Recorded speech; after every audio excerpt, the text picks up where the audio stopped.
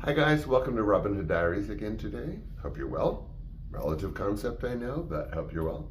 Um, Gonna try and stay true to preview today. I previewed it as about my dad. I included a picture from an LA Times article in the mid-70s about Hollywood actors struggling to get work. And if you see like the fine print on that picture, it's like out of work actor Virgil Fry says blah, blah, blah, blah, blah. My dad would take any opportunity for publicity, and if he was talking about out of work actors in the LA Times, you sure as shit is he going to do that.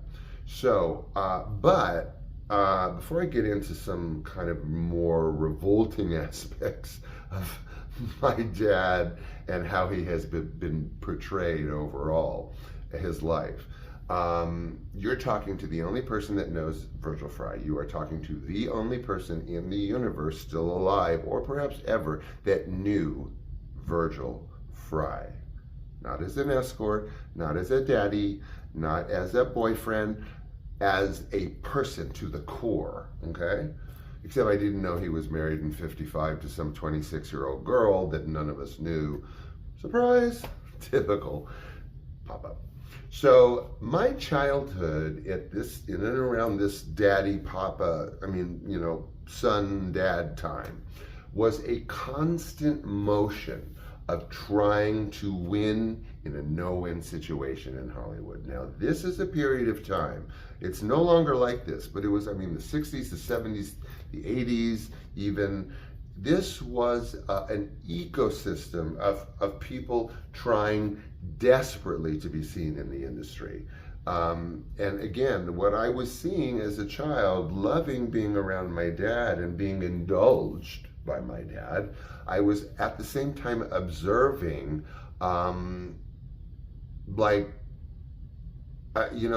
this engagement, this desperate engagement with Hollywood that was sort of circling the drain for so many actors and writers. I say that primarily. It was actors, character actors, bit actors, not quite successful actors, and writers. Writers struggling to get projects off the ground. Writers looking to attach actors to get to producers. But this is, like I said, it's like this little ecosystem within Hollywood, this movable feast of people trying to be seen and trying to work and trying to get some modicum of notoriety. So in this observations of being sort of, lugged around town by my dad, which was very much spending time with my dad was doing this. Now, the lovely part of it is that I was engaged.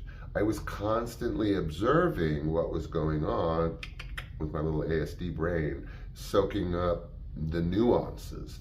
Sometimes seeing desperation in eyes that didn't know they were desperate. But my little keen eye at 6, 7, 8, 9, 10 was picking up on this. My dad was telling me people and his friends and Schwabs were saying, they say that they're a little intimidated by you. Why? I'm 8. So, whatever. We were anchored. My dad and I were anchored. We were bonded. It was us against the world. It always was, since I had to pretend that we had food to eat when I was with him, staying with him, because if my mom knew that he had no food, no money, no nothing, I wouldn't be able to probably go over there.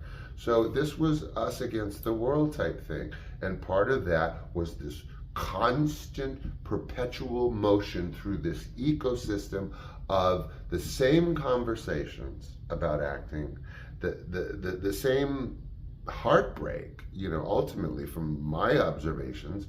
How could this not end up in mini heartbreak after mini heartbreak after mini heartbreak times 1,000? Because these conversations were always going on, and they were fascinating. They were insightful and deep and mysterious and secretive and expository and logical, all about Hollywood. But these were not in the loop, people. And I was sensing a loop, but it was not being in the loop. It was this loop of conversations about the industry going nowhere.